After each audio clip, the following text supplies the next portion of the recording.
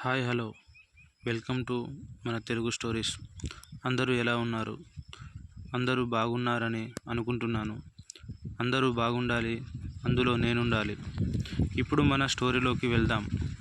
ఈ స్టోరీ చాలా ఆసక్తికరంగా ఉంటుంది. ఎందుకంటే ఇందులో యజమాని భార్య పనివాడి మీద చూపించిన ప్రేమ, అతనితో తన కోరికను తీర్చుకోవాలని ఆశ. కొన్ని కొన్ని సందర్భాలు చాలా ఆసక్తికరంగా ఉంటాయి. ఈ స్టోరీ మొత్తం వింటారని కోరుకుంటున్నాను. కథలోకి వెళితే, నా పేరు వినోద్. నా వయస్సు సుమారుగా 29 సంవత్సరాలు ఉంటుంది. సుమారుగా అని ఎందుకు అన్నానంటే, నేను పుట్టినప్పుడు నా డేట్ ఆఫ్ బర్త్ ఎవరూ రాయలేదు కాబట్టి నాకు కూడా తెలియదు.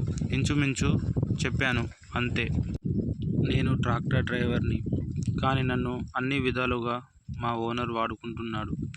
దానికి తగ్గట్టు డబ్బులు కూడా ఇస్తాడు కాబట్టి నేను ఏమీ ఆలోచించకుండా ఇక్కడ పనిచేస్తున్నాను.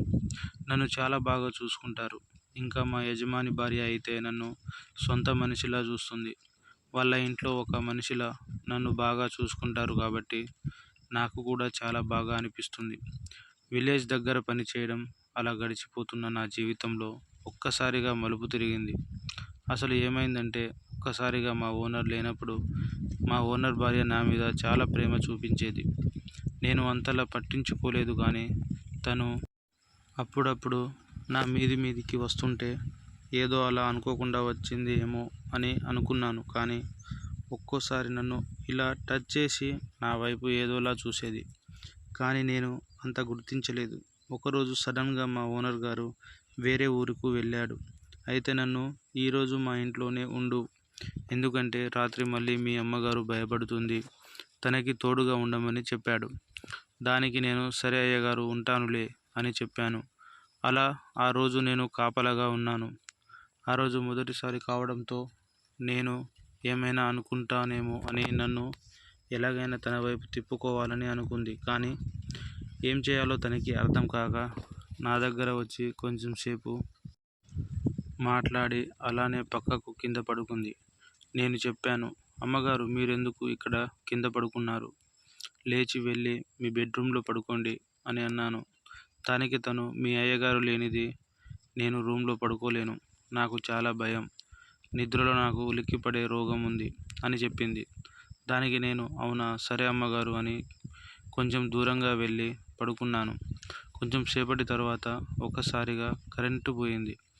తను సడన్గా లేచి నా పక్కన వచ్చి నన్ను పట్టుకుంది. కరెంటు పోయింది కాబట్టి భయపడి పట్టుకుందేమో అని నేను అనుకున్నాను, కానీ నన్ను అలా పట్టుకొని నలిపేస్తుంది. అమ్మగారు, ఏం చేస్తున్నారు అని చెప్పాను. దానికి తను, చీకట్లో చాలా భయం వేస్తుంది. నాకు భయం వేసినప్పుడు మీ అయ్యగారిని ఇలానే పట్టుకొని గట్టిగా ఉండేదాన్ని కరెంటు వచ్చే వరకు. నన్ను ఏమీ అనకు, నేను చెప్పినట్టు చేయి, లేకపోతే నేను చీకట్లో చాలా భయపడతాను, మళ్ళీ నాకు ఏమైనా అవుతుంది అని చెప్పింది. దానికి నేను కూడా సరే అమ్మగారు అని చెప్పి ఏమీ అనకుండా అలానే ఉన్నాను. తను మాత్రం నన్ను ఏదేదో చేస్తుంది. అలా తను చేస్తున్నప్పుడు నాలో ఏదో తెలియని కొత్త ఫీలింగ్ స్టార్ట్ అయింది. నేను కూడా తన వైపు తిరిగి అలా గట్టిగా పట్టుకున్నాను. తను ఇంకా గట్టిగా పట్టుకుంది. నేను తనని అడిగాను, అమ్మగారు, ఇలా మీరు గట్టిగా పట్టుకున్నప్పటి నుంచి నాలో ఏదో తెలియని మత్తు స్టార్ట్ అయింది. ఇంకా కొంచెం సేపు ఇలా ఉంటే ఏదైనా తప్పు జరుగుతుంది అని అనిపిస్తుంది.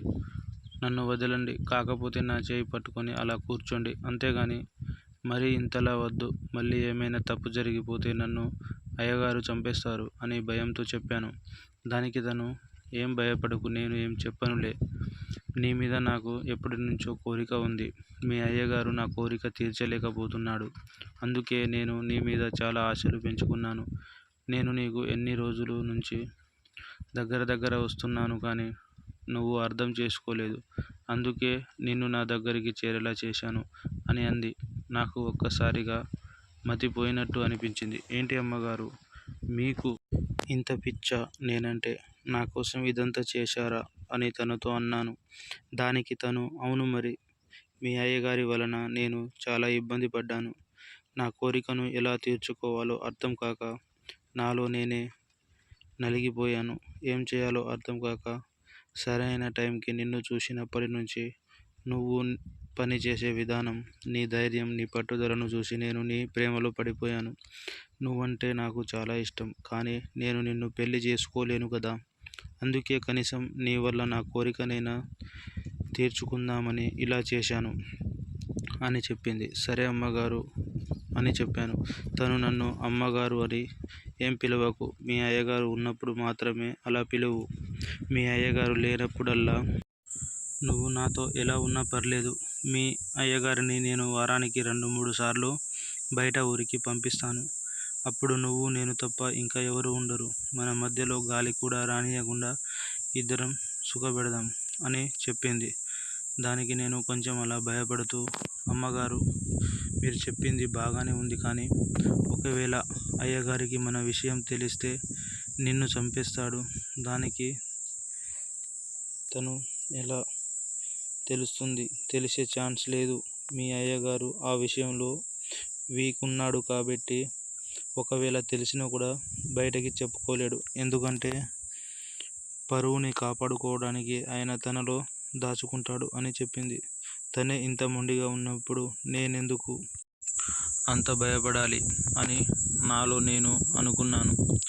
ఆ రోజు తనని బాగా సుఖపెట్టాను. నేను కూడా బాగానే సుఖపడ్డాను. ఎందుకంటే చాలా రోజులకు ఫుల్ మీల్స్ తిన్నట్టు అనిపించింది. బాగా ఆకలి వేసినప్పుడే పులి ఎలా అయితే వేటాడి తింటుందో ఆ విధంగా నాకు చాలా రోజులకు బిర్యానీ దొరికినట్టు అనిపించింది.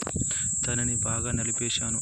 ఇలా అంటే మళ్ళీ నా దగ్గర నుంచి జారిపోతుంది ఏమో, దొరకదేమో, ఇదే లాస్ట్ కావచ్చు అని అనుకునే విధంగా చేశాను. కాబట్టి అలా మేము అప్పటి నుంచి చాలా రోజులు కలిసి ఎవరికి తెలియకుండా బాగానే సుఖపడుతూ వచ్చాము. కానీ ఒకరోజు సడన్గా మా అయ్యగారికి డౌట్ వచ్చింది. మమ్మల్ని ఎలాగైనా పట్టుకోవాలని అనుకున్నాడు. ఒకరోజు తను మా అయ్యగారిని ఊరికి వెళ్ళమని పంపించింది. నాతో వచ్చి నేను ఈరోజు ఊరికి వెళ్తున్నాను, మీ అమ్మగారికి తోడుగా ఉండు అని చెప్పాడు. దానికి నేను సరే అయ్యగారు అని ఒక్కసారిగా చెప్పడంతో నా మీద ఉన్న అనుమానం మా అయ్యగారికి క్లియర్గా అర్థమైంది. నేను సంతోషంగా ఉండడం చూశాడు. కానీ ఆ రోజు రాత్రి మా అయ్యగారు ఎక్కడికి వెళ్ళకుండా మమ్మల్ని పట్టుకోవడం కోసం ఉండిపోయాడు. అది నేను చూసుకోలేదు, అంతలా గమనించలేదు. నేను వాళ్ళ ఇంటి బయట పడుకున్నాను. ఇప్పుడు తను వచ్చే సమయం అయింది. నేను చాలా కోరికతో వచ్చాను. ఈరోజు ఇంకా బాగా నలిపేయాలి అని అనుకున్నాను. కరెక్ట్గా తను బయటికి వచ్చే సమయానికి బయట కుక్కలు అరవడం స్టార్ట్ చేశాయి. నాకు డౌట్ వచ్చి నేను మీరు లోపలికి వెళ్ళిపోండి అని చెప్పేశాను. దానికి తను కూడా సరే అని చెప్పి లోపలికి వెళ్ళిపోయింది. కుక్కలు అరవడం ఆపాయి. నేను కొంచెం సేపు చూసి లోపలికి వెళ్ళాను. వెళ్ళి డోర్ లాక్ చేశాను. అంతే, ఒక్కసారిగా ఎవరో డోర్ ఓపెన్ చేశారు. డోర్ ఓపెన్ చేయగానే అసలు ఏమైందో పార్ట్ 2లో చెప్తాను. మొత్తం ఇప్పుడు చెప్తే మజా ఏముంటుంది. మీకు ఈ స్టోరీ నచ్చితే కామెంట్ బాక్స్లో పార్ట్ 2 అని పెట్టండి. సబ్స్క్రైబ్ చేయండి ప్లీజ్.